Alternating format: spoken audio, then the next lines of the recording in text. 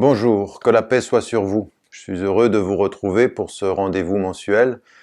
Fidèle à notre habitude, 3 parties. La première sur des notions que nous allons aborder, la seconde sur une question d'actualité et enfin une troisième partie sur une notion spirituelle, une question qui touche notre cheminement de foi et de destin humain. Et ce sera d'ailleurs cette notion de destin sur laquelle nous allons nous arrêter. Mais avant cela, j'aimerais pour cette première partie aborder un certain nombre de notions qui sont essentielles à notre compréhension de ce qui se passe dans nos sociétés. Alors encore une fois, cela est vrai dans les sociétés occidentales, mais cela est d'autant plus vrai dans les sociétés africaines, les sociétés asiatiques à travers le monde.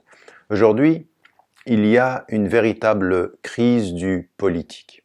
Le politique au sens où nous parlons non pas simplement de la gestion du gouvernement et de la gestion du pouvoir, mais le politique, c'est ce qui est l'expression dans une population donnée, dans une société donnée, de mouvements d'opinion que l'on structure au travers de partis politiques et ensuite, bien entendu, au travers de la gestion du pouvoir, la gestion des gouvernements, avec cette idée, dans un processus de représentativité, directe ou indirecte, de la démocratie. La démocratie étant effectivement cette idée que les populations ou la population à la majorité va orienter la gestion du pouvoir à travers cette diversité de partis politiques. Alors, la première notion sur laquelle nous nous arrêtons, c'est cette notion du politique en tant que tel, de ce que nous entendons par le politique et ce que nous en attendons, parce que une chose est de dire ce que le politique est théoriquement, une autre chose est de vivre avec le politique dans ce qu'il est devenu aujourd'hui pratiquement. Théoriquement, le politique, l'art du gouvernement, la gouvernance, ce que nous pouvons espérer, c'est la bonne gouvernance, ce que nous vivons, c'est parfois le désastre de la gouvernance aujourd'hui.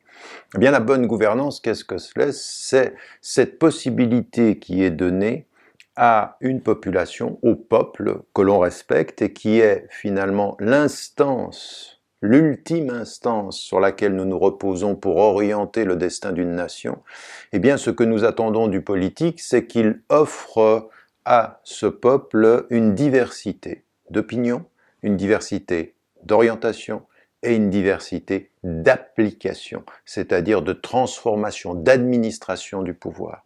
Et le politique, c'est cela, c'est l'art du gouvernement, c'est l'organisation du gouvernement à travers l'expression d'une diversité. En d'autres termes, ce que nous comprenons, c'est que la différence entre le politique et le dictatorial, c'est que le dictateur travestit le politique par une imposition de la seule orientation politique qui soit. C'est-à-dire qu'il manipule le terme pour imposer une orientation unique, une orientation dogmatique, une orientation qui est oppressive, au sens où elle est de la coercion, elle impose au peuple. Et donc on n'est plus dans la politique, on est dans l'autocratie. Le politique, c'est autre chose, c'est du bas vers le haut, l'expression des opinions que nous trouvons dans le peuple et qui doivent être structurées au travers de cette diversité, les partis politiques étant de ce point de vue la garantie du respect de la diversité des opinions. Quant à l'idée que l'on se fait du pouvoir, l'administration que l'on en attend est l'application des politiques sur le terrain. La politique, ce devrait être cela. Et ce qui va lui donner du sens, c'est que normalement, que ce soit dans le sud ou que ce soit dans le nord, la diversité des partis politiques se justifie par la diversité des idéologies. En d'autres termes, ce que nous connaissons classiquement dans les discussions politiques de ce jour, c'est qu'il y a des mouvements qui sont plus à gauche et des mouvements qui sont plus à droite.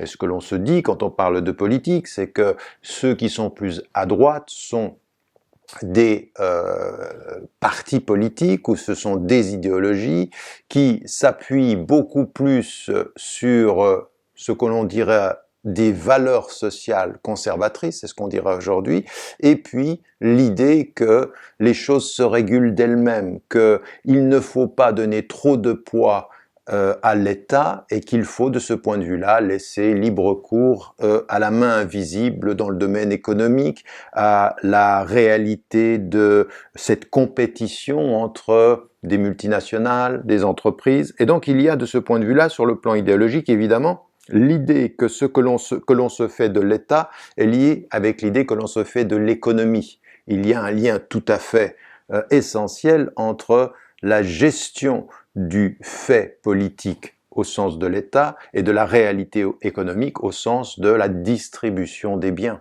Et cela, c'est une orientation. Alors on ne va pas rentrer dans une courte séance comme celle-ci pour voir tout ce que peuvent être les nuances des partis que l'on dit de droite. Ce que l'on verra sur l'autre versant du spectre de toutes les déterminations politiques, c'est ce qu'on appellera les politiques de gauche, où on attend que l'État qui régule fasse en sorte que les disparités, les injustices, la réalité d'un rapport de classe et d'un rapport de pouvoir soient régulés par l'État, l'État devant être le garant de l'égalité des citoyens. Et cela veut dire rectifier ce que l'économie ou la dynamique économique pourrait induire en matière d'injustice, en matière de discrimination, en matière même de pauvreté. Donc on a une idée de ce point de vue, de ce que c'est que l'État, et les partis politiques vont traduire ceci.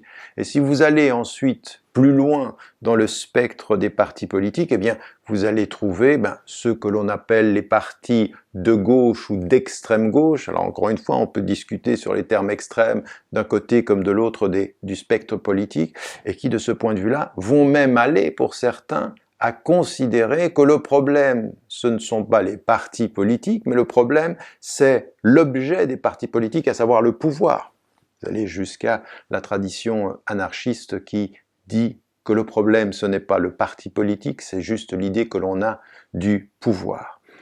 Tout ceci, toute cette représentation du politique et des partis politiques, à ce à quoi ils servent, en d'autres termes, un parti politique a pour fonction dans une société donnée de traduire une certaine idéologie et une certaine vision du rapport au pouvoir, du rapport à l'économie et du rapport au peuple. Aujourd'hui, il faudra ajouter et du rapport aux médias, c'est-à-dire le quatrième pouvoir, qui est présenté comme le quatrième pouvoir, mais dont on doit dire aujourd'hui qu'il est devenu le pouvoir à l'intérieur du système qui a une influence sur tous les autres. Ce n'est pas le quatrième pouvoir qui vient en quatrième position, c'est un pouvoir qui a un impact sur les trois premiers. Et cela, c'est une autre façon de se représenter la réalité de l'organisation du pouvoir dans nos sociétés. Une fois qu'on a dit cela, une fois que l'on comprend le sens des partis, on s'aperçoit aujourd'hui que nous sommes devant une crise. Quelle est cette crise? Alors on peut la présenter comme la crise des politiques ou la crise des partis politiques. En fait, la crise est beaucoup plus profonde que cela. La crise la plus profonde, c'est que les partis politiques qui étaient destinés à représenter des idéologies se voient aujourd'hui vidés de leur contenu par l'effritement des idéologies elles-mêmes. Je vous dis tout de suite, quelqu'un qui prétend être rationnel et qui refuse à l'autre de donner son opinion, par exemple comme les gens qui sont laïcistes, eh bien, d'emblée, vous pouvez vous dire qu'ils ne sont pas rationnels. Par exemple, des gens qui me critiquent, comme Caroline Fourest, puisqu'il paraît que je suis pas, qu'il ne faudrait pas m'inviter parce que Caroline Fourest a dit que j'étais de mauvaise foi, je ne sais pas quoi, etc., etc. C'est-à-dire que quand des opiniologues comme Caroline Fourest, ce n'est pas une idéologue, un idéologue ça suppose déjà un certain niveau, donc, dans des opiniologues comme Caroline Fourest, qui sont dans une sorte de marketing politique général, disent un certain nombre de choses, en général, ils interdisent aux autres de répondre. C'est ça le vrai problème. Le vrai problème, ça n'est pas l'instrument qui perd de sa crédibilité, c'est il perd de sa crédibilité parce que ce qu'il défend n'est plus du tout lisible pour les gens. On n'a plus du tout l'impression qu'on a des idéologies qui sont construites. Et la fin des idéologies, la fin de l'idéologie politique, elle est due à quel phénomène historiquement? En d'autres termes, il faut se poser la question à l'envers. Il ne faut pas se poser la question de savoir est-ce qu'il y a toujours des idéologies qui tiennent, c'est de se poser la question, mais qu'est-ce qui fait que par exemple aujourd'hui, ceux qui hier furent trotskistes, ceux qui hier furent communistes, ou qui furent socialistes, ou qui furent de droite, ou aujourd'hui à l'extrême droite, sur le plan de l'idéologie politique et économique, que s'est-il passé pour qu'aujourd'hui nous soyons en crise? Eh bien, ce que nous voyons aujourd'hui, c'est que ces projets de société, mis à l'épreuve de la réalité, ont perdu en face de l'imposition du réel. C'est-à-dire, tout à coup, l'idéologie que l'on défendait n'arrive plus à faire face à la réalité qu'elle dit vouloir gérer. La suprématie aujourd'hui de ce qu'on appelait le capitalisme et qu'on appelle aujourd'hui le néolibéralisme a remis en cause les anciennes idéologies. Aujourd'hui, vous écoutez le Parti socialiste français, par exemple, ou les partis socialistes dans le monde africain. Les socialistes d'hier, que ce soit en Égypte, ou que ce soit au nord de l'Afrique, ou que ce soit dans l'Afrique subsaharienne. Que nous propose-t-il d'autre par rapport à ce que la droite disait hier? On parle de néolibéralisme, mais le libéralisme contemporain n'est pas néo du tout. C'est l'idéologie primitive du capitalisme depuis le début, qui met l'individu au centre de tout, et qui met au centre de tout la concurrence entre les individus.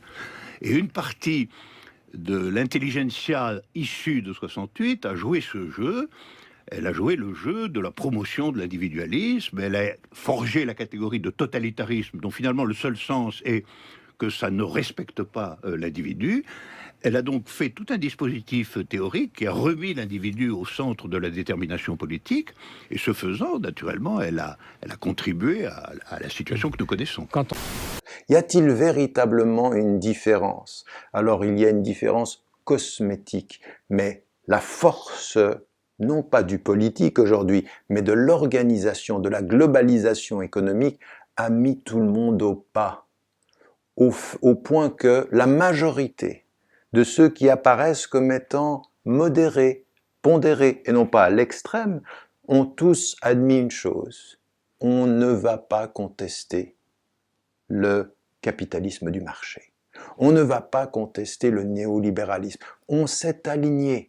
Et quand on s'aperçoit aujourd'hui que ces partis politiques qui ne reposent plus sur des idéologies, ou n'arrivent plus à défendre des idéologies, finissent par être d'accord sur ce qui fonde notre société, qui en soi est problématique, à savoir le néolibéralisme qui met au pas toutes les autres idéologies, quand vous voyez ceci, eh bien vous voyez apparaître de nouveaux politiques, de nouveaux politiciens, de nouvelles attitudes politiques qui disent, ben écoutez, la gauche et la droite c'est dépassé. Il faut aujourd'hui aller ensemble. Il ne faut plus que nous soyons séparés par les idéologies d'aujourd'hui, puisque finalement les idéologies d'hier, puisque les idéologies d'hier ne sont plus performantes. Eh bien, trouvons une voie médiane. Et la voie médiane, que dit-elle? Elle dit les partis traditionnels ont perdu de leur substance. Le seul parti qui compte, c'est le parti qui acceptera la dure réalité, à savoir une économie de marché avec laquelle il faut composer.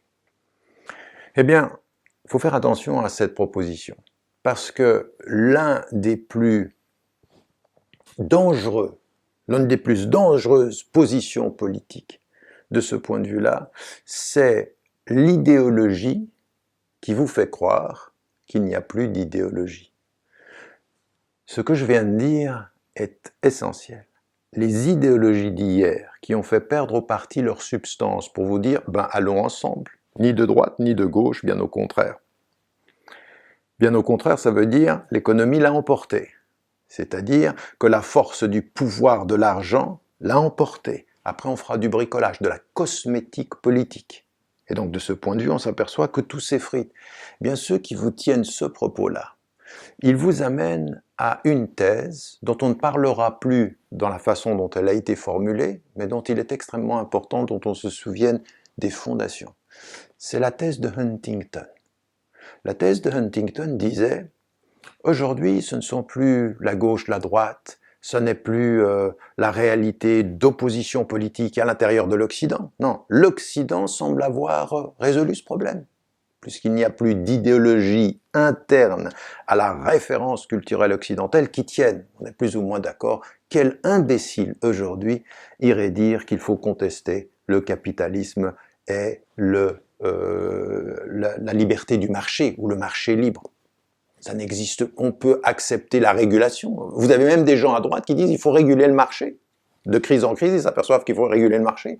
Et vous avez des gens à gauche qui disent, eh bien, il faut que le marché se régule. En fait, la différence, elle est juste sémantique. Il faut réguler le marché, il faut un marché régulé. Voilà. Mais on est d'accord sur le principe du marché qui l'emporte. Une fois qu'on a dit cela, on s'aperçoit, et on continue notre réflexion, que ceux qui nous ont amenés à cette réalité, maintenant sont en train de dévier le centre de gravité de la question politique, en disant non, c'est plus une question d'idéologie, maintenant c'est une question de civilisation. Le politique est devenu civilisationnel. C'est l'Occident avec son système, son ordre, ses valeurs, qui va s'opposer à la Chine, qui va s'opposer à l'islam et qui va s'opposer à d'autres civilisations. On est passé du débat idéologique politique au débat idéologique civilisationnel. Et on vous dira, il n'y a plus d'idéologie là, mais on manquera de vous dire qu'en fait, il y a une idéologie de cette idéologie. C'est de mettre en conflit les civilisations, de laisser entendre que la question n'est pas économique, elle est culturelle. On déplace le champ de gravité. C'est une autre politique et elle est devenue malsaine. Donc, de ce point de vue, ce qui était dans nos sociétés, alors sur le plan national, c'est vrai en Afrique comme c'est vrai en Occident, eh bien la question du politique, elle nous amène à un vrai questionnement. Et qu'est-ce que vous perdez dans ce processus-là? Qu'est-ce que vous perdez? C'est que vous perdez à l'intérieur du champ politique une des conditions majeures de la démocratie. Quand on a déplacé le politique de civilisation à civilisation, on vole à l'intérieur de civilisation le principe premier de la politique qui est la délibération, le débat d'idées. L'idée fondamentale de la démocratie délibérative est qu'une décision politique est légitime si et seulement si elle est le produit d'une discussion, d'une délibération entre des citoyens considérés comme égaux. La réflexion sur que voulons-nous, quel pouvoir et pourquoi. On vous dit, mais c'est pas la question. La question, c'est que vous devez admettre la dure réalité. La vraie question, c'est qui sont vos ennemis culturellement? Qui sont vos ennemis civilisationnellement? Qui sont vos ennemis religieusement? Déplacez le centre de gravité d'une délibération qui n'existe plus et regardez ce qui se passe dans nos sociétés. Ce qui fait débat dans nos sociétés, c'est la controverse sans délibération. On ne discute plus, on se chamaille. Mais attendez, Pascal, vous voyez bien, vous voyez bien aussi qu'on n'a plus de neige à Paris. C'est pas une émission climato-sceptique quand même. The sharing of biased and false news has become all too common on social media. More alarming, some media outlets publish the same things that are true without checking facts first. On ne réfléchit plus, on clash. Et c'est cet élément-là, il faut se rendre compte que c'est très profond, ça vient de loin, ça vient même d'une crise du politique, d'une crise de la vraie question politique. Et donc de ce point de vue, on n'arrive plus à délibérer. Au point d'ailleurs que quand il n'y a plus de délibération, on vous laisse croire que le seul acte politique, c'est de vous opposer. Quand il y a clash, qu'est-ce qui donne la force au clash? L'opposition. Vous descendez dans la rue et vous dites non. Et la vraie question politique, c'est « et vous dites non, pourquoi? Que voulez-vous? Quel est l'objet du débat? De quoi délibérez-vous?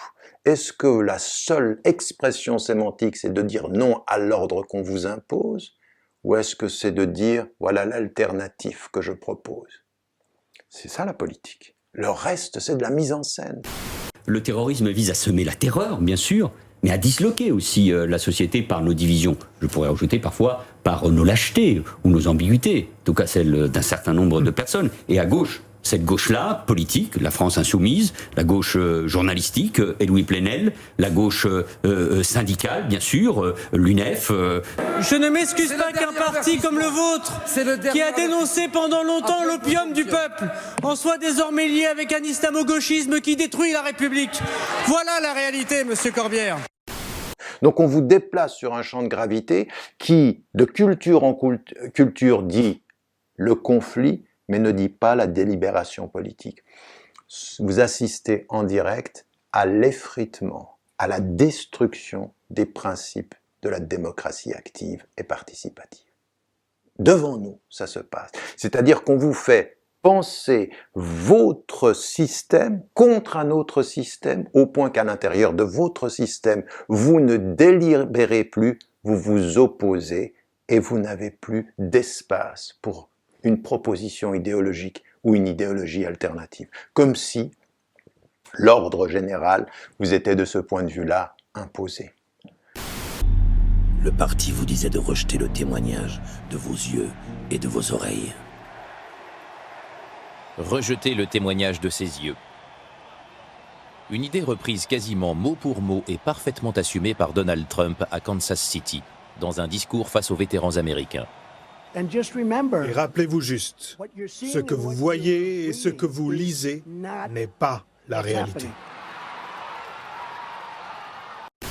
Ça veut dire que là où nous sommes, dans les sociétés, vous savez, la société traditionnelle avait ceci de particulier, qu'on délibère. On délibère. Dans la tribu, on délibère. Dans la société, on délibère. Dans la famille, on délibère. On délibère. C'est-à-dire qu'on pose les hypothèses d'un projet, les hypothèses d'une vision du monde, et on en discute. Où trouvez-vous ça aujourd'hui dans les sociétés du Nord? Si ce n'est dans des compétitions superficielles sur qui aura le pouvoir, en vous rendant compte que qui l'emporte dans tout ce que je suis en train de dire? Forcément les positions extrêmes, forcément. La position extrême, elle n'a pas besoin de délibération, elle a besoin de ressentiment et de haine. Je veux qu'il recule, je veux qu'il rende gorge, je veux qu'il soit écarté du débat public, non pas par l'interdiction, c'est pas le sujet, qu'il rende gorge, qu'il perde ce combat. Et cette guerre que nous menons... Qu'ils perdent leur crédit. Mais cette guerre d'idées, cette bataille d'idées, c'est celle-là que nous menons. Nous la menons pour la République, et je la mène pour les musulmans de France. Parce que c'est nous qui les protégeons, c'est pas M. Plenel et ses sbires. Quand on ne discute plus pour s'entendre, celui qui gagne, c'est celui qui dit « l'autre est le danger ». L'extrême droite l'emportera toujours. Et si vous avez deux présidents qui s'opposent dans une réflexion superficielle, ce qui l'emportera est toujours la position extrême. Vous voulez un exemple? Ce qui ressortira de l'élection présidentielle américaine entre Trump et Biden, c'est que les positions les plus discriminantes l'ont emporté déjà dans l'élection. C'était vrai déjà en 2012 en France entre Sarkozy et Hollande, la même chose. Qui renforcerait sans ambiguïté la sécurité des Français. Nous avons donc dit très clairement que nous étions disposés à voter la réforme de la Constitution si cette réforme était clairement centrée sur la question de la constitutionnalisation de l'état d'urgence et sur la question du retrait de la nationalité pour les binationaux. Le président Hollande... Nous devons pouvoir déchoir de sa nationalité française un individu condamné pour une atteinte aux intérêts fondamentaux de la nation ou un acte terroriste, même s'il est né français. Avec cette annonce surprise, François Hollande s'attire les foudres de la gauche. Mais il le sait, la mesure est populaire, alors il joue l'opinion au détriment de son propre camp. Et ce que vous voyez également, même dans les sociétés africaines, regardez ce qui s'est passé en Côte d'Ivoire, regardez ce qui se passe au Burkina Faso, regardez ce qui s'est passé au Mali, eh bien vous allez voir exactement la même chose. Délitement de la délibération politique, recrudescence, hypertrophie de la position extrême de rejet. Suite à une nouvelle flambée de violence à moins de 2 semaines de l'élection présidentielle. Au moins une personne a été tuée lundi à Bounoua, dans le sud-est du pays, lors d'altercations entre forces de l'ordre et manifestants. Ce week-end, 2 autres personnes sont mortes lors d'affrontements intercommunautaires à Bongouanou, au nord d'Abidjan, une ville où les divisions ethniques se mêlent aux différents politiques. D'un côté, les Ani, une ethnie locale, soutien du candidat d'opposition Pascal Afine-Guessant, dont la maison a été incendiée ce week-end. De l'autre, les Dioula, des musulmans réputés proches du pouvoir. Deux communautés qui s'affrontent depuis vendredi et s'accusent mutuellement d'être à l'origine des violences. Plus de délibération, mais une pensée politique superficielle et dangereuse. Donc là, ce sont, de ce point de vue-là, des éléments qui nous amènent à nous poser la question des partis politiques aujourd'hui. Que représentent-ils? Et là, on s'aperçoit qu'on dit aux populations, les populations qu'on appelle, qui sont originaires de l'immigration ou qui sont de la diversité, comme on dit, eh ben, qu'est-ce qu'on leur dit? Tout ce que je viens de vous dire les pousserait à se marginaliser. Mais on leur dit, attendez, faites attention, ne faites pas de parti islamique, ne faites pas de parti de noirs, ne faites pas de parti d'arabes. Venez rejoindre les partis où il n'y a plus d'idées, les partis où il n'y a plus d'idéologie. Et on va les utiliser pour donner une représentation de couleur. Il faudra un peu de noir, un peu d'arabe, un peu d'asiatique, il faut qu'ils représentent. C'est-à-dire, il n'y a plus d'idées, il y a juste la couleur. Avec cette idée que ce qu'ils doivent faire en entrant dans les partis politiques, c'est s'aligner sur la pensée majoritaire. C'est-à-dire, c'est une intégration politique, est une intégration par la désintégration culturelle, par la désintégration idéologique. D'accepter finalement les grandes tendances, et vous vous apercevez aujourd'hui que dans beaucoup de pays occidentaux, regardez ce qui est en train de se passer dans l'intégration des populations qui sont issues de la diversité. Eh bien, on a l'impression que ils doivent s'aligner sur le propos courant. Je le dis pour la majorité parce que ce à quoi nous assistons aujourd'hui, quand même, c'est à l'émergence d'un ou deux individus, d'une femme, d'hommes, qui osent autre chose. Et c'est ça qui est aujourd'hui peut-être l'élément le plus réjouissant. C'est qu'il ne faut pas considérer que ce mouvement, il est irréversible. Il y a des forces, il y a des individus, il y a des femmes, il y a des hommes qui se rendent compte de ce qui est en train de se passer. Et qui se rendent compte que nous allons vers la fin du politique. Et qui se rendent même compte qu'il faut se réconcilier avec l'idéologie, qu'il faut questionner les projets politiques sur ce qu'est la délibération dans la société, participative, sur le plan local, sur ce qu'est la représentation politique, sur ce que sont vraiment les clivages dans la question politique contemporaine et qui, de ce point de vue, sont en train de repenser même la représentation. La représentation politique, pour nous aujourd'hui, c'est pas une question de couleur. C'est pas une question de mise en scène, c'est pas une cosmétique du parti qui dit « nous sommes un parti inclusif parce qu'on a des noirs, des arabes, des gens de couleur », mais la particularité de tous ces gens-là, c'est qu'on leur a imposé de penser tous la même chose. Aujourd'hui, la vraie représentation, elle n'est pas le symbole.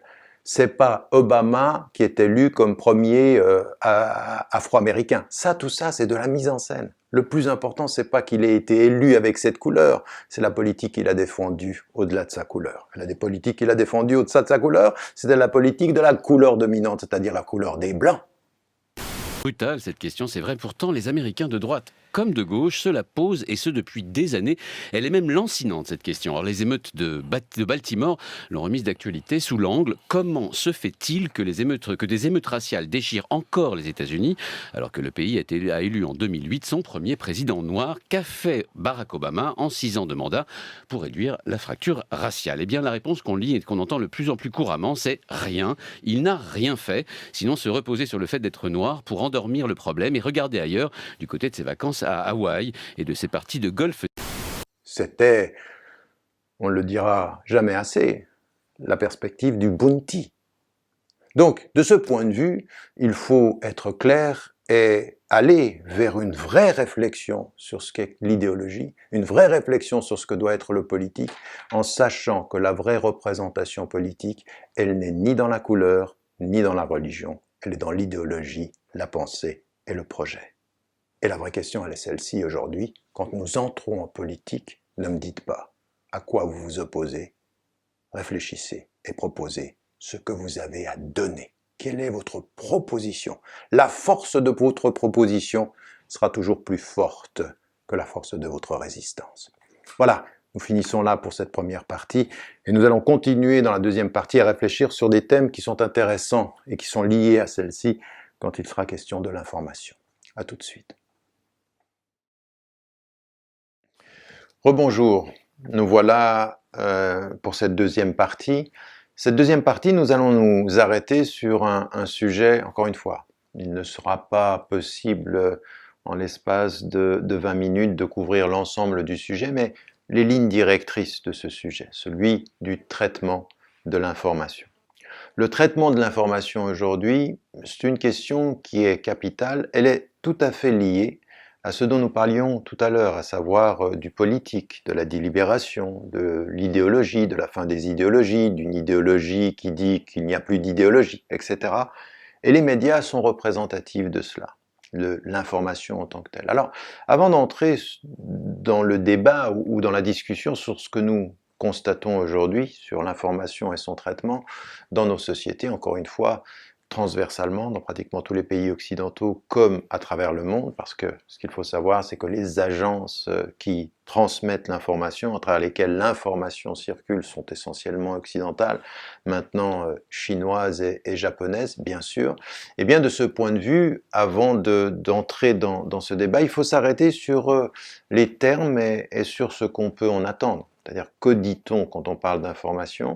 Que peut-on espérer de l'information et de son traitement? D'abord, informer, ce que l'on attend de journaux, de médias, c'est de nous informer sur la réalité, c'est de nous donner une idée de ce qui est et une idée de ce qui se passe. Attention, pas simplement de ce qui est, mais de ce qui se passe. C'est-à-dire que informer, nous donner à savoir, nous donner à comprendre, il est extrêmement important de rappeler, que ce soit dans la presse écrite ou que ce soit à la radio ou que ce soit à la télévision ou même sur Internet, ce qui est tout à fait important dans l'information, de former une opinion sur le réel, c'est de bien comprendre que le réel n'est pas statique.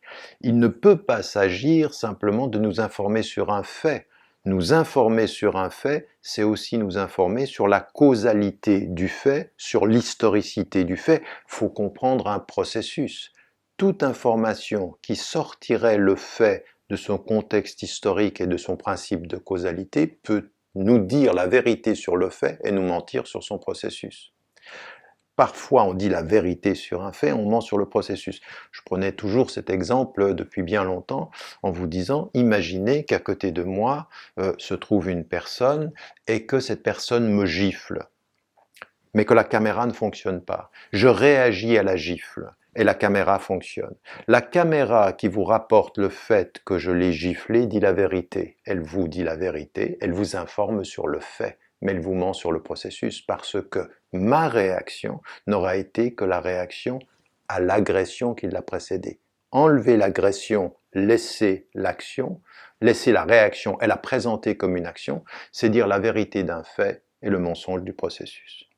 C'est cela qui est extrêmement important, c'est que nous parlons d'informer sur le réel, dans sa dynamique historique, dans son processus historique et dans son contexte. C'est ce que nous aimerions, c'est ce que nous attendons d'un média. Qu'est-ce que c'est que le média? Deuxième terme ici, est de l'information. Le média qui nous rapporte l'information, c'est celui qui se place entre les faits et celui qui va les recevoir, c'est-à-dire celui qui réceptionne. Donc le média, il est ce qui traduit les faits en information pour que nous nous donnions, pour que nous ayons une certaine idée de la réalité. Et donc, de ce point de vue, le traitement de l'information va considérer ou consister à évaluer que nous dit-on sur les faits et que nous dit-on sur le traitement historique, la réalité historique de ces faits. Ça, c'est un premier élément.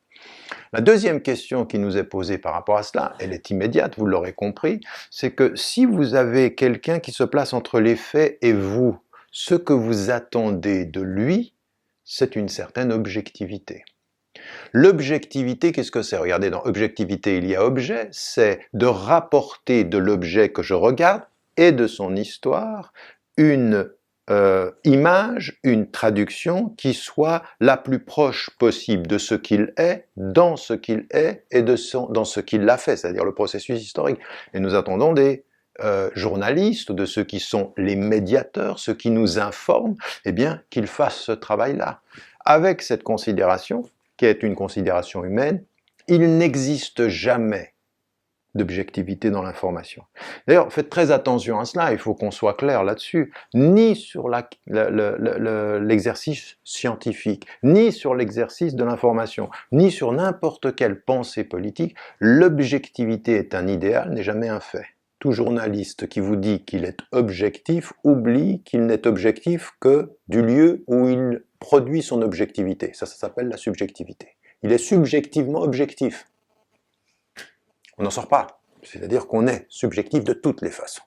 Et donc, on l'est de là où on regarde les choses, et on l'est de comment on regarde l'histoire, et de qui nous informe sur l'histoire. Parce que là, vous êtes obligé de faire un travail de recherche sur pourquoi en est-on arrivé là, qui est en jeu, comment les choses se passent. Et vous voyez parfois des journalistes qui arrivent dans des pays, ils ne savent ni ce qui s'est passé, ni à qui il faut parler, ou ils vont parler tous aux mêmes. Et ceux qui sont les mêmes à qui ils demandent des informations eux-mêmes, eh bien, sont impliqués sur le plan local, sont impliqués sur le plan national. Donc, ils n'ont déjà pas d'objectivité, parce que l'erreur serait de penser est objectif celui qui vit au lieu où se passent les choses. Mais évidemment que non. Celui qui vit là où se passent les choses n'a aucun objectif. Il est subjectivement, politiquement, idéologiquement lié à la dynamique du lieu où il se trouve, donc on ne peut pas s'appuyer sur lui. Il faut multiplier les points de vue sur le plan local pour déterminer objectivement une idée de ce qui se passe et de la transmettre à ceux qui sont les clients de notre média, que ce soit la télévision, la radio ou la presse écrite. C'est cela qui est demandé. Et ce que l'on devrait attendre du traitement de l'information, c'est tout ceci.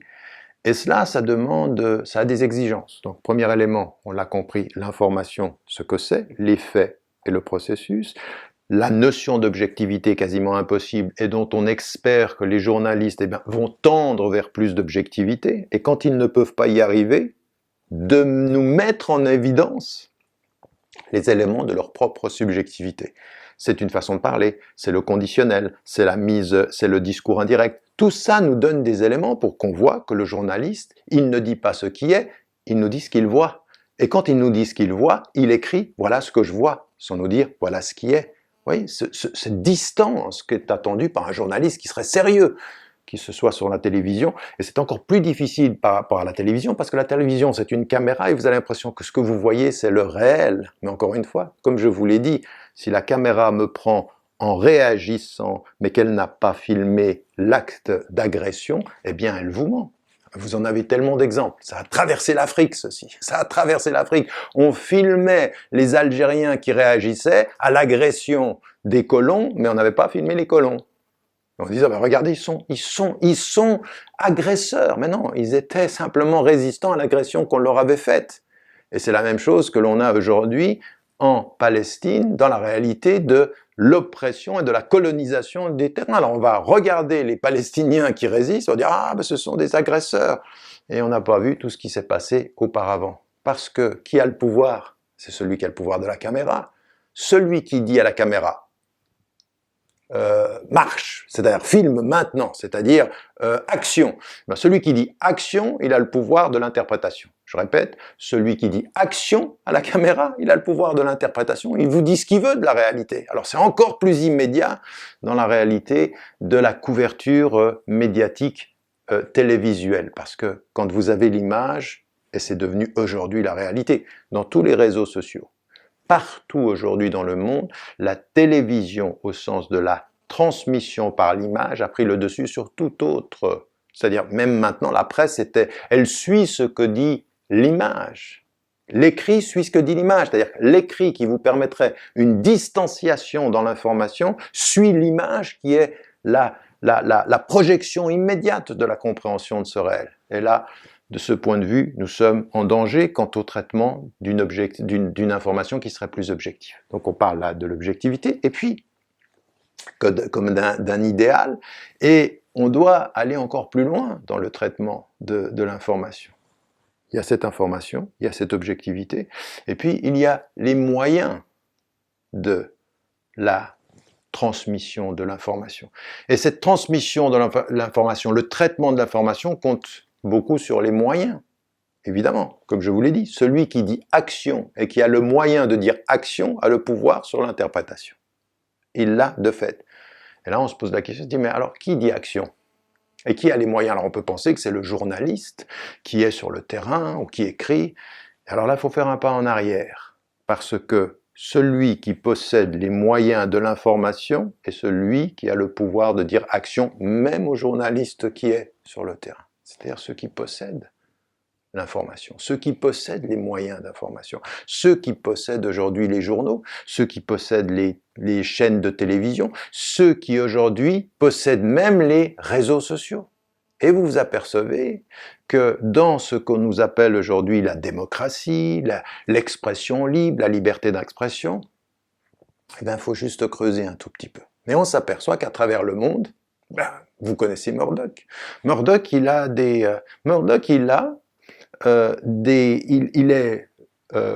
possède des moyens d'information incroyables, de moyens d'information extrêmement sérieux à des moyens d'information extrêmement populistes. À un moment donné, il a le Australian Times, c'est-à-dire c'est la référence en Australie, et puis là aux États-Unis, en Angleterre, il a le Sun. Le Sun, c'est le tabloïd le plus trash. Vous ne pouvez pas trouver pire que ça. Mais c'est celui qui se vend le plus. C'est celui qui se vend le plus. C'est populiste, c'est de bas niveau, ça rapporte le pire, mais ça rapporte beaucoup. Financièrement, ça rapporte beaucoup. Et vous avez aujourd'hui en France, on dit 7, on dit 9 milliardaires qui détiennent pratiquement 90% des médias. Et vous allez en Angleterre, c'est la même chose. Et vous allez aux États-Unis, eh bien, Fox News, qui détient? Ce sont des propriétaires de ce point de vue-là, qui sont des propriétaires privés et qui tiennent le moyen de l'information. Et comme ils tiennent le moyen d'information, quand ils ont de ce point de vue-là la possibilité de décider, eh bien, ils ont 3 pouvoirs. Ils ont le pouvoir de l'outil. Ils ont le pouvoir du journaliste, c'est eux qui les engagent, et puis ils ont le pouvoir sur le pouvoir, parce que c'est eux qui peuvent, de ce point de vue-là, décider avec ceux qui ont le pouvoir. Et il y a une alliance objective. Qu'est-ce qu'on disait tout à l'heure? Moins d'idéologie, beaucoup plus d'économie. Aujourd'hui, l'information, c'est un marché. Ça fait beaucoup d'argent. Beaucoup d'argent. Beaucoup d'argent. Et de ce point de vue, vous allez voir des milliardaires, des hommes d'affaires qui vont acheter un certain nombre de moyens de transmission de l'information pour contrôler l'information. Qu'est-ce que c'est contrôler l'information? Contrôler l'information, c'est dire ce qui est comme on a envie que le public l'entende. Transmettre une perception du monde comme on l'a traduit pour défendre un certain nombre d'intérêts. Dire ce qui est parfois et taire ce qu'on devrait dire. Ça aussi, c'est une façon d'informer. Une des façons d'informer, c'est aussi la réalité de se dire sur ce qu'on devrait dire. En d'autres termes, tu informes autant par ce que tu dis que par ce que tu ne dis pas, et tu déformes souvent par ce que tu ne dis pas et que tu devrais dire.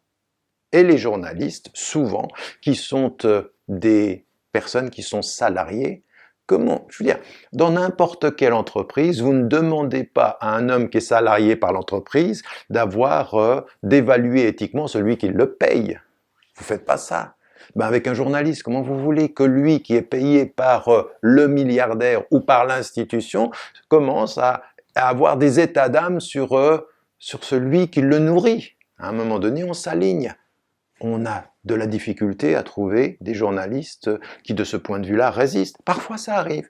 Et vous voyez même parfois sur le terrain des journalistes qui résistent jusqu'au moment où ils retournent vers leur staff. Et vers leur staff, il y a celui qui est plus proche du patron. Et celui qui est plus proche du patron, souvent, refuse l'article objectif, ou plutôt objectif, du journaliste. Combien de fois on peut rencontrer des journalistes où vous dites « Ah bah tiens, lui il comprend ». Mais il comprend jusque à la salle de rédaction ou devant son patron. Parce que le patron, il comprend mieux que lui n'a compris. C'est-à-dire que le patron a compris les intérêts de la boîte. Lui, il a a eu un moment un intérêt pour la manifestation de la vérité de ce qui se passait sur le terrain. Quand on fait un pas en arrière par rapport à cela, et qu'on voit tout cet univers-là, et qu'on voit qu'aujourd'hui, ce qu'on appelle la liberté de l'information, l'information libre, elle est tenue effectivement par des milliardaires ou des entreprises qui, comprenez-le, à des moments donnés, ceux-ci peuvent... Vous savez, quand vous êtes un entrepreneur, vous faites le bilan de toutes vos affaires. Ça rapporte, ça rapporte, ça rapporte. Et ça, peut-être financièrement, ça ne va pas rapporter. Mais ce que je perds là, je vais le gagner là. Comment? Eh bien, je vais peut-être avoir 10 affaires qui fonctionnent, puis ce journal-là, ça ne marche pas bien. Mais je vais investir quand même. Je suis à perte pour Le Monde, par exemple. Je suis à perte pour The Australian Times. Je suis à perte peut-être même pour Fox News. Mais ce que je perds financièrement, je le gagne en neutralisant les oppositions politiques. C'est-à-dire que là, ceux qui vont me critiquer là-dessus, cette force de frappe qui me coûte au point que j'y perde de l'argent va me permettre de protéger mes intérêts ailleurs. C'est ce qu'on a aujourd'hui. Vous avez des gens, ils s'occupent de, par exemple, SFR ou de Free en France ou de Orange, sont des hommes d'affaires. Et ils peuvent être à perte avec le moyen d'information, avec ce qui peut être une chaîne de télévision ou un journal ou des journaux. Mais ce n'est pas très important. La perte financière est compensée par le gain idéologique et le gain de la sécurité quant à l'information. Vous neutralisez le journal quant à vos affaires, et donc on ne parlera pas de vos affaires. C'est vrai pratiquement dans tous les pays européens. C'est vrai en Asie et c'est vrai en Afrique. Vous voyez qui tient l'information. Donc la question n'est pas de savoir si le journaliste vous paraît libre ou si le patron du journal vous paraît libre, il faut savoir qui le paye. C'est dites-moi d'où vient l'argent, je saurai où va votre regard, ou quelle va être votre analyse du terrain. Et quand vous voyez aujourd'hui que les idéologies d'hier dont nous parlions dans la première partie se délitent, eh bien vous comprenez que c'est la suprématie de l'argent. C'est l'argent qui va compter. Et vous vous rendez compte d'une autre chose, c'est que même les réseaux sociaux où vous avez pu penser que vous allez trouver un espace de liberté, c'est exactement le même processus. C'est les Zuckerberg, par exemple, dont on sait aujourd'hui, les élections américaines viennent d'avoir lieu. Les élections américaines, elles sont basées sur quoi? Elles sont basées sur la capacité des candidats à capitaliser de l'argent et à avoir des relais médiatiques. Eh bien, et des relais médiatiques, c'est aussi les réseaux sociaux. C'est aussi les réseaux sociaux. Et dans ces réseaux sociaux, qu'est-ce que vous allez voir? Vous allez voir que ceux qui les financent, des milliardaires, eh bien, de ce point de vue-là, eh bien, peuvent donner de l'intérêt, ou peuvent donner la priorité, ou peuvent, de ce point de vue-là, permettre à un certain nombre d'idées d'être beaucoup plus visibles que d'autres. Une parole sage et pondérée sur Facebook fait sans doute 100 fois moins d'argent qu'une idée raciste et controversée sur Facebook. C'est ça la vérité. C'est-à-dire qu'à partir d'un certain moment, quand il n'y a plus d'idéologie, quand la seule chose qui vous intéresse, c'est le gain de celui qui est l'homme d'affaires, et que la vie humaine, elle est secondaire. Tu n'es pas dans la dignité de ce que tu es, tu m'intéresses parce que tu me rapportes financièrement, même si tu dis des bêtises, même si tu deviens ignoble, même si tu deviens indigne. Sois indigne, mais donne-moi de ton argent, donne-moi de ton intérêt, fais en sorte que la publicité fonctionne. Eh bien, vous allez vous apercevoir que cet espace que vous avez pu penser comme un espace alternatif de l'expression libre des peuples, Facebook, le peuple se lève et Facebook est avec eux, rien à voir. Tout ça, c'est de la poudre aux yeux. La réalité, c'est que c'est exactement le même processus, les réseaux sociaux, et puis, à côté de ceci, le traitement de l'information. Alors, il y a à espérer, effectivement, on voit ici et là des projets de gens alternativement, parce que tout n'est pas perdu, mais ça va être difficile. Ça va être difficile. Ça va être difficile de résister à cette information-là, parce que même ceux qui aujourd'hui se présentent comme une alternative à l'information, il faut encore se poser la question de savoir qui les finance, et il faut encore se poser la question de savoir comment ils se situent sur l'échiquier politique. Il y en a certains qui vous disent nous n'appartenons à personne, mais quand même ils pensent avec tout le monde, ou pas loin de tout le monde, ou ils ont certains intérêts, ils critiqueront certains et critiqueront pas d'autres. Vous en avez des exemples aux États-Unis, vous en avez des exemples en France, vous en avez des exemples à travers le monde. C'est-à-dire que c'est ceux que j'appelle, moi, ceux qui dérangent et puis qui arrangent le système d'un point de vue général, parce que le système, il a besoin, pour donner l'illusion de sa liberté, il a besoin de certains qui montrent qu'ils ont une pensée qui est un tout petit peu alternative, puis après vous vous grattez un tout petit peu, vous dites, mais c'est quoi l'alternative en fait? Ben, vous apercevez que les deux comptent leur argent et les deux comptent leurs actionnaires et les deux comptent le nombre d'abonnés. En d'autres termes, c'est ceux qui arrangent le système, mais qui comptent quand même leurs abonnés en disant, ben quand même, on a 100 000, 150 000, 200 000, 300 000 abonnés, c'est-à-dire qui payent. Alors on aimerait que ceux qui payent permettent l'indépendance de ceux qui pensent, mais on s'aperçoit qu'il y a toujours une orientation et que l'objectif n'est pas acquis. Ça n'est pas parce que le peuple paye que ceux qui informent sont objectifs dans ce qu'ils rapportent. Ils ont des intérêts, ils ont même une idéologie parfois, et parfois ils défendent certaines chapelles. Pour nous, en tant que citoyens, pour arriver à notre conclusion par rapport à cela dans le traitement de l'information, s'informer, l'objectivité, la perception qu'on a du réel, nous impose de nous poser la question de qui paye, d'où on parle quand on parle, et qu'est-ce que l'on essaye de défendre, quels intérêts sont en jeu. Et vous apercevez aujourd'hui que ça veut dire pour nous qu'il faut nous armer d'une pensée, d'une conscience critique, de faire ce traitement nous-mêmes de l'information, de multiplier nos sources d'information, et puis à un moment donné aussi de relativiser tout ce qu'on entend dans les médias aujourd'hui. Parce que ce que l'on entend dans les médias, c'est plus l'expression d'une information déformée que l'édification d'une pensée critique qui s'informe sur le réel pour le rendre meilleur. Nous sommes aujourd'hui dans une dérive, une véritable dérive, où certains ont envie et nous utilisent non pas comme un réceptacle de l'information, mais comme un produit. Nous sommes devenus les produits d'un capitalisme qui fait de l'argent avec notre information. C'est le seul but, c'est-à-dire qu'à un moment donné, nous ne sommes pas, il n'y a pas entre nous et ceux qui possèdent les médias une information, il y a transformé les hommes en produits avec lesquels on fait de l'argent, avec l'information comme à ceux à qui elle devait être destinée. C'est pas très réjouissant, ça prouve que le défi est véritablement important, que nous devons faire un vrai travail aujourd'hui de conscience personnelle, et puis de nous dire une chose, et je terminerai là-dessus. Quand on ne peut pas s'appuyer sur l'information qui vient des grands médias, devenons nous-mêmes, pour ceux qui nous entourent, un média, et utilisons toutes les opportunités pour changer les perceptions des choses, pour les densifier, pour les rendre plus actifs par rapport au monde. Parce que le plus important, c'est cela. Ça n'est pas s'informer pour rester passif, mais c'est former et informer pour s'engager à faire de cette terre, à faire de notre société, à faire de notre environnement un espace où les êtres se respectent et où les êtres préservent leur dignité. Voilà, je vous retrouve tout à l'heure pour la troisième partie de notre rencontre mensuelle, tournée autour de la spiritualité et d'une notion qui va en ce sens. À tout de suite. Rebonjour, que la paix soit sur vous. Voilà, nous abordons là la troisième partie de notre rencontre mensuelle autour d'une notion spirituelle, fondamentale, qui sera aujourd'hui celle du destin.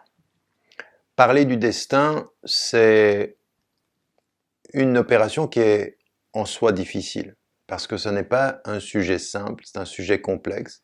Et comme vous le savez, si vous avez fait un tout petit peu d'études des religions ou des spiritualités, la notion du destin traverse toutes les spiritualités, toutes les philosophies et toutes les religions à travers le monde. Depuis, vraiment, c'est sans doute l'une des notions qui traverse tous les âges, que depuis que l'homme a une conscience, le destin a un sens, est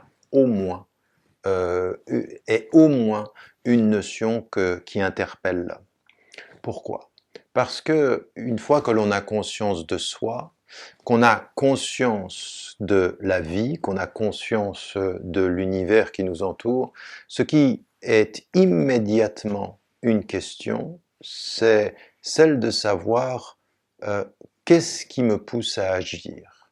Quelle est ma responsabilité dans l'action et quelle est la latitude que je peux avoir dans l'action? Et depuis très longtemps, bien avant même, par exemple, l'arrivée des monothéismes de la tradition juive, chrétienne et musulmane, eh bien dans les anciennes traditions, on s'est posé la question. Est-ce qu'il existe un principe de vie qui détermine tout ce que nous allons faire, au point que nous sommes déterminés? Déterminés au sens que nous sommes venus à un moment donné que nous n'avons pas choisi et que les choses vont se passer sans que nous ayons véritablement le choix. Ce déterminisme historique est une réalité que nous pouvons constater. Alors évidemment, nous pouvons avoir l'illusion du choix dans notre vie. Je peux décider ci, je peux bouger la main là, je peux vous sourire comme ceci. C'est une illusion de la liberté. Au fond, tout est déterminé. Cela fait partie d'un choix que je n'ai pas, et je n'ai que l'illusion du choix, de gestes que je peux faire, mais qui ne déterminent pas le sens de ma vie. Et puis vous avez une position d'autres philosophes, d'autres traditions, dans la tradition chinoise et confucéenne, vous avez ces discussions de façon extrêmement approfondie. D'autres vont dire non, il y a le libre arbitre. Le libre arbitre, c'est que finalement, il ne se passera que ce que j'aurais décidé, moi. Le je est maître de ma liberté et de ma responsabilité.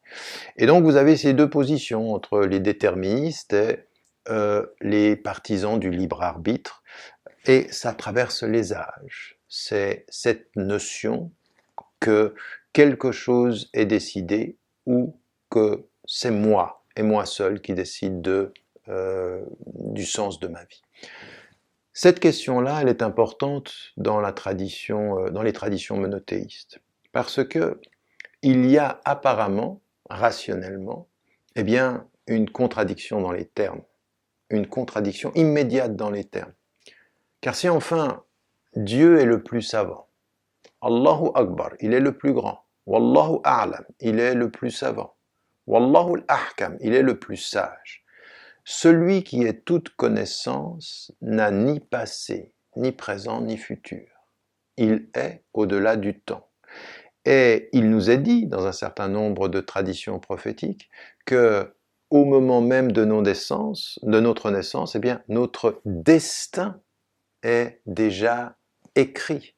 Il y a, avant même notre arrivée, l'idée que quelque chose est écrit, que tout est écrit, que Dieu sait ce qui va advenir. Eh bien, rationnellement, eh bien, ça fait sens.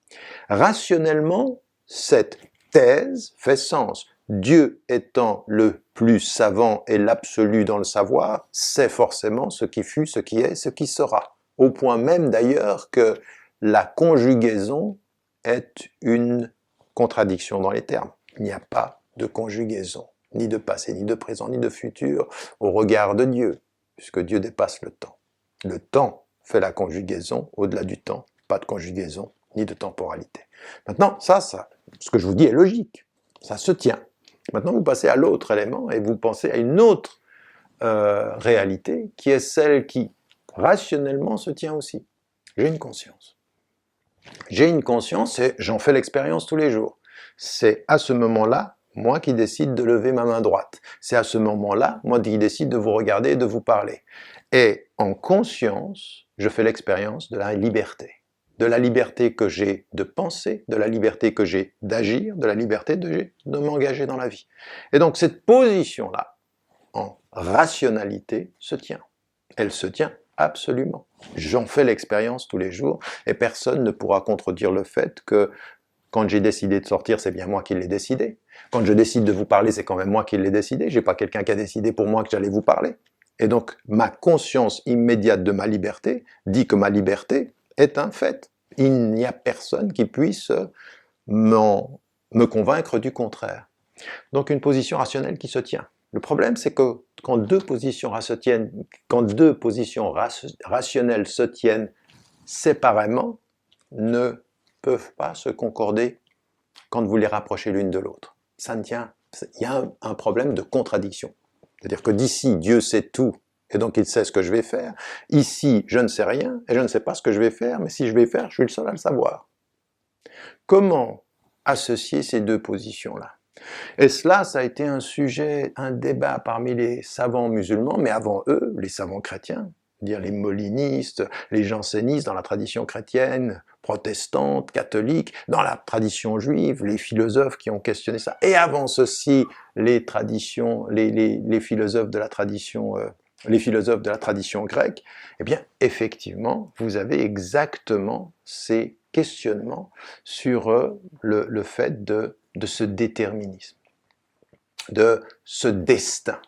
Alors, ce que nous devons comprendre de ce point de vue-là, c'est, à un moment donné, savoir qu'il faut savoir poser la question rationnelle et la dépasser par le type de rapport que l'on a au divin et le type de rapport que l'on comprend par rapport à sa vie. Ce que nous ne devons pas faire du point de vue rationnel, c'est de nier l'une des deux thèses. Mais ce que nous devons comprendre d'un point de vue rationnel, c'est comment marier ces deux thèses, qui chacune de son côté fait sens, mais qui se donnent l'impression, quand on les rapproche, qu'elles sont contradictoires. Une chose est très importante, il faut vraiment insister là-dessus, et il faut commencer par cela. Quand on est un être humain, et encore une fois, vous allez voir que toutes les traditions spirituelles, tous les monothéismes disent la même chose de ce point de vue-là. C'est que quand on est un être humain, qu'on se regarde dans le miroir de sa conscience, dans le miroir de son cœur, dans le miroir de son intelligence, à aucun moment il ne faut trouver prétexte dans ce que Dieu sait, dans la responsabilité qui est la mienne. Je suis un être de conscience et je suis libre et je dois prendre mes décisions. Et cela, je dois savoir que ce que Dieu me dit et que ce que le cosmos entretient, c'est ma responsabilité fondamentale en tant que sujet qui vit son expérience et qui devra en rendre compte. Nous sommes seuls, nous y reviendrons à Dieu seul, et il faudra rendre compte de ce que nous avons fait. Donc il y a une idée ici, dans le sens de la liberté, qui rejoint un peu ce que Sartre disait de façon négative et que nous allons rendre objectivement positif. Sartre disait « Nous sommes condamnés à être libres ». La tradition musulmane dit « Il n'y a pas d'autre voie devant Dieu que d'assumer sa liberté ». Assumer sa liberté, au sens positif, c'est-à-dire tu as une conscience et aujourd'hui il va falloir que de ton innocence d'enfant, tu deviennes un être responsable et libre devant Dieu. Ça commence par cela. Au lieu de s'enfermer dans des discussions métaphysiques sur comment je fais quand Dieu sait tout, il faut se poser la question, qu'est-ce que je fais quand je ne sais rien? Moi, avec ma liberté, avec ma conscience, avec ce que là maintenant je ne sais pas de quoi demain sera fait, mais je sais de quoi aujourd'hui ma décision doit être faite. Être un homme juste, être un homme de bien et décider de ma liberté pour le bien.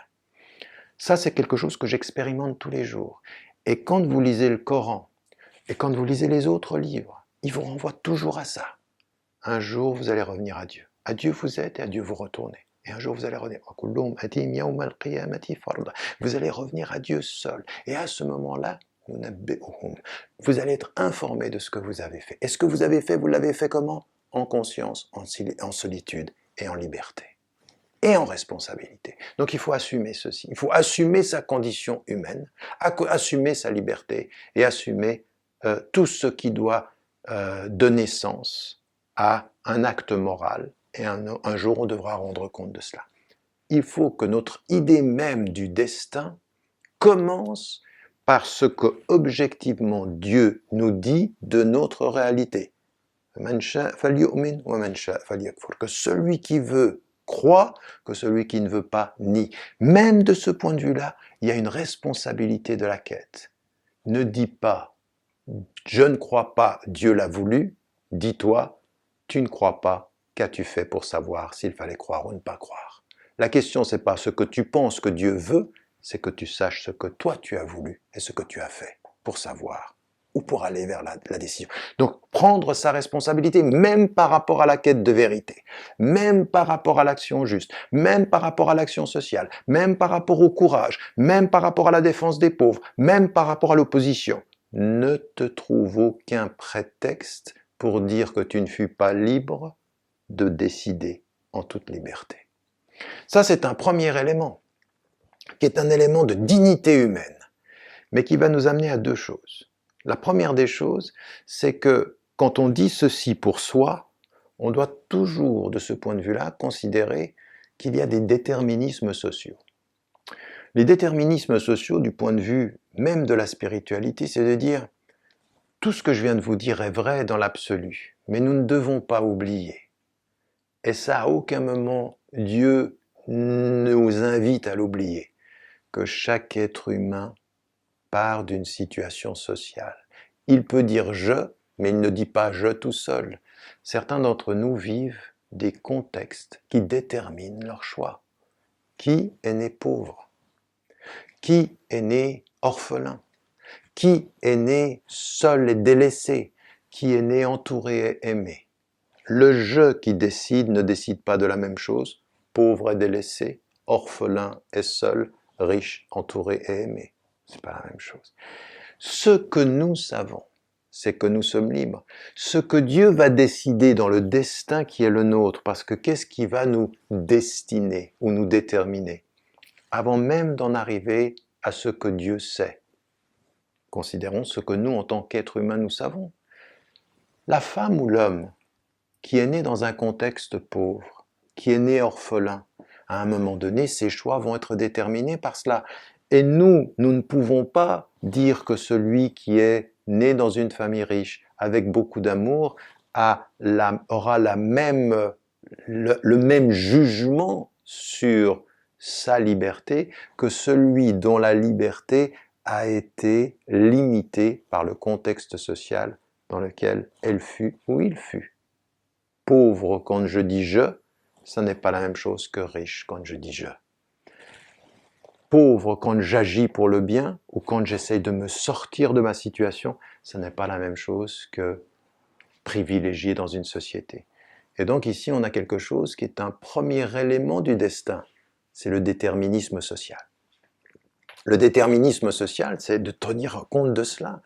Et cela nous amène à autant nous devons avoir l'exigence de partir de nous en disant « je ne peux pas » penser ou me trouver des excuses, moi, autant pour tous les êtres qui sont autour de moi, je dois tenir compte du destin de leur déterminisme social, ou de leur destin dans l'expérience de ce déterminisme social.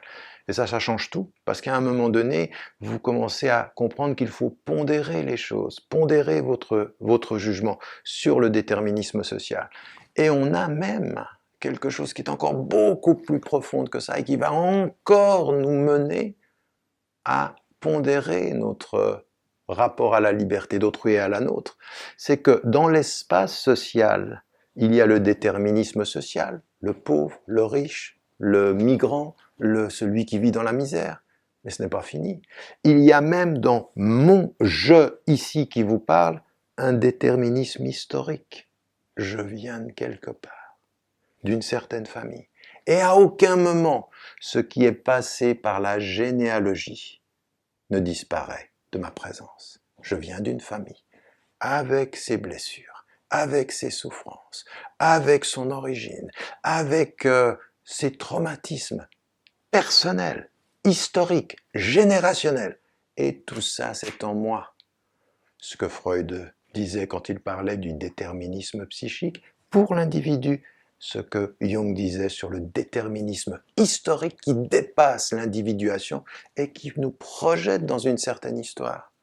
Et là, vous commencez à comprendre que vous n'êtes plus au niveau de l'homme, oui, pour nous, mais savoir que tout ceci est relativisé par un déterminisme généalogique, un déterminisme social. Et qui c'est cela? Qui est le maître de tout ce savoir. Moi, d'un point de vue personnel, je vais essayer de faire une quête personnelle pour savoir d'où je viens et avec qui je vis.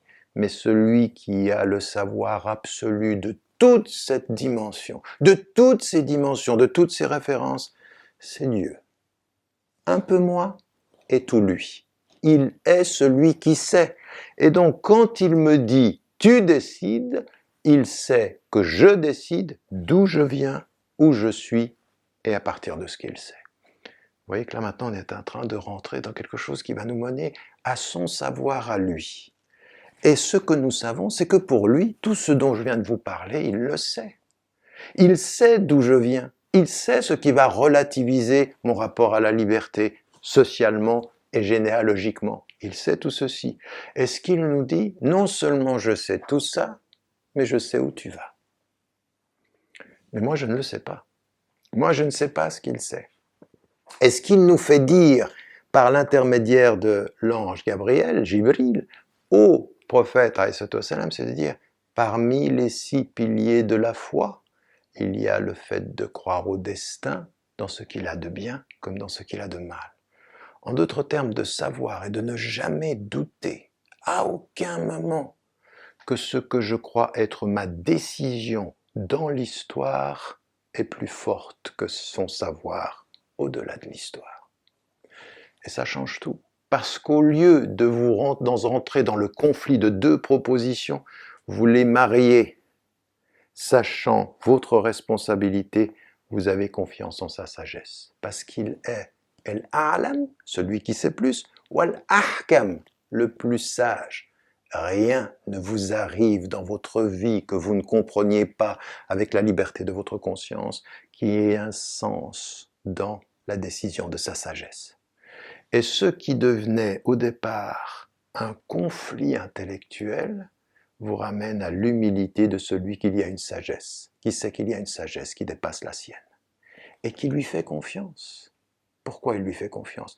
Parce que ce que Dieu nous dit de nous, c'est « jamais je ne veux pour vous autre chose que le bien. » Jamais. Même si tu agis de la pire des façons, au bout de ta conscience, je suis le bien et je veux ton bien. Même si parfois toi, tu veux ton propre mal.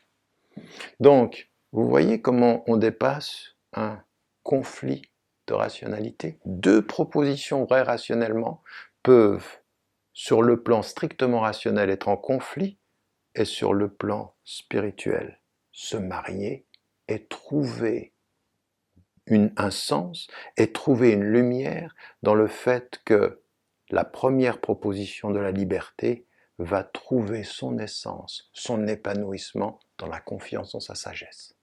La confiance en sa sagesse. Et il sait ce que je ne sais pas. Et il me dit, de ce que tu ne sais pas, agis librement, mais sache que dans ce que je sais, je t'attends dans ma sagesse, dans ma miséricorde et dans mon amour. Fais de ton mieux, parce que le mieux, c'est ce qui te rapproche de moi. Et je sais ce qui est le mieux pour toi. Et aie confiance en moi. Aie confiance en ma décision. Et donc vous changez tout. Vous n'entrez pas avec Dieu en disant « mais s'il sait tout, pourquoi moi je dois faire ?» Non, non, c'est pas du tout cela. Certes, il sait tout, mais il t'a donné les moyens d'agir de la meilleure des façons avec ce que tu sais et ce que tu ne sais pas. Fais-lui confiance, garde cette confiance et remets-toi-en à lui. Et vous savez ce que c'est que le remets-toi-en à lui? Tawakkal ala Allah. Remets-toi, remets ta décision dans ta décision dans sa décision, ton incertitude dans sa certitude et tes doutes dans sa vérité. C'est cela le rapport au destin de la façon dont on peut aussi le concevoir. Alors à ceux qui voudraient une équation qui résolve la quadrature du cercle, rationnellement vous ne l'aurez pas. Mais spirituellement, en termes de confiance intérieure, en termes de rapport à Dieu, en termes d'amour, en termes de reconnaissance que sa sagesse dépasse tous mes conflits intellectuels et que dans sa sagesse il sait d'où je viens, où je suis et où je vais, eh bien, je me tourne vers lui et je lui dis, je sais l'humilité de mon origine et je fais confiance à la grandeur de celui vers lequel je me retourne. Voilà, n'oubliez pas de dire à ceux que vous aimez que vous les aimez. La vie est fragile.